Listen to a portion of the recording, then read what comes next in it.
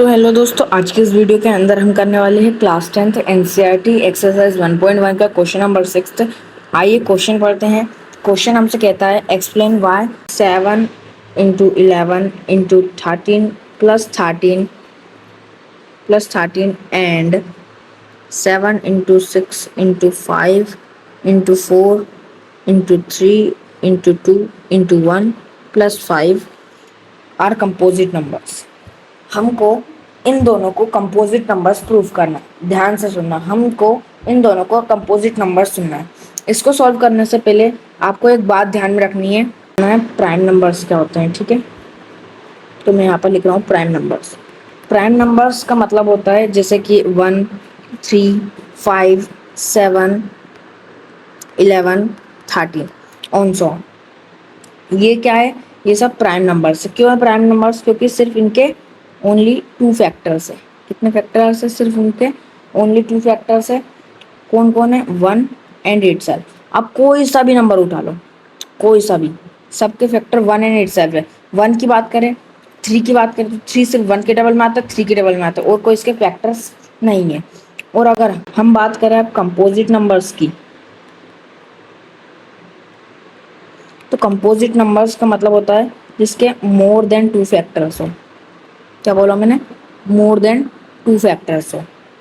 जैसे कि 6 एंड 4, 8, 9, 10, 12, 14, ये सब ये वो नंबर्स है जिनके मोर देन 2 फैक्टर्स हो। जैसे कि आप 6 की बात कर लो तो 6 2 के टेबल में भी आता है, 3 के टेबल में भी आता है।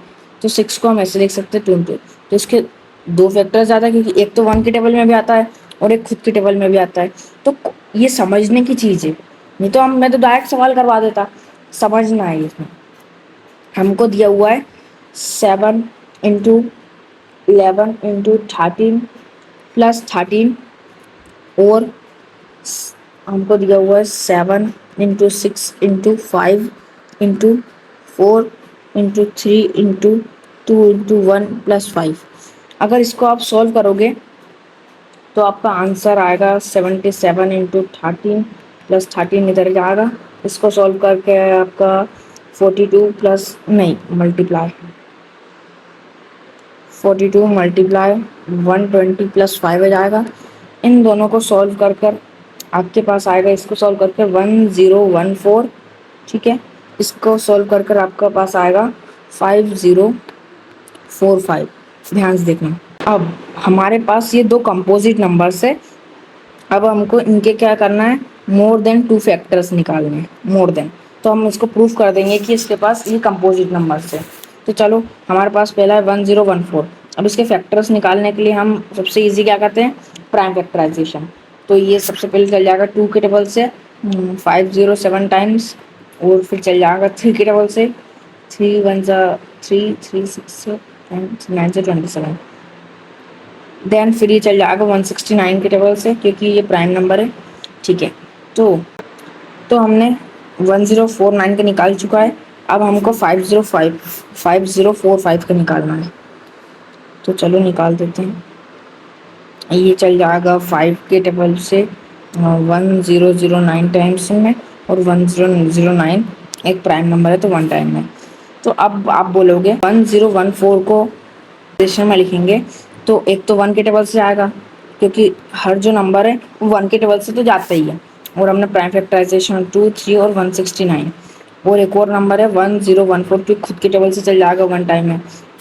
तो इसके 1014 के, क्या बोला मैंने?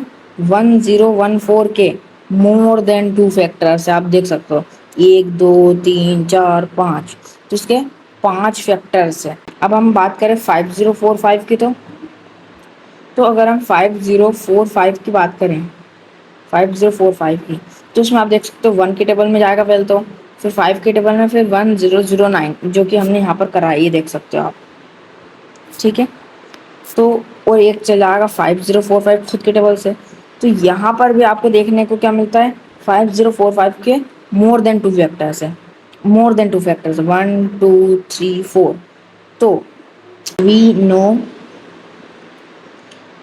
a composite number has at least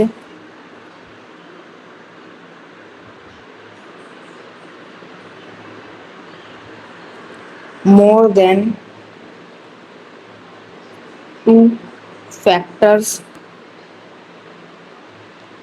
therefore, इसका मतलब होता है therefore, ठीक है, यहाँ पे मैं लिख रहा हूँ therefore, आप ऐसा साइन लगा सकते हो बोर्ड्स में, द नंबर आर कंपोजिट, यहाँ पे लिख दो ना, हैंस प्रूफ्ड। वीडियो अच्छी लगी हो तो एक लाइक कर देना, चैनल पर नए हो तो सब्सक्राइब कर देना। मिलते हैं नेक्स्ट वीडियो में, तब तक के लिए बाय।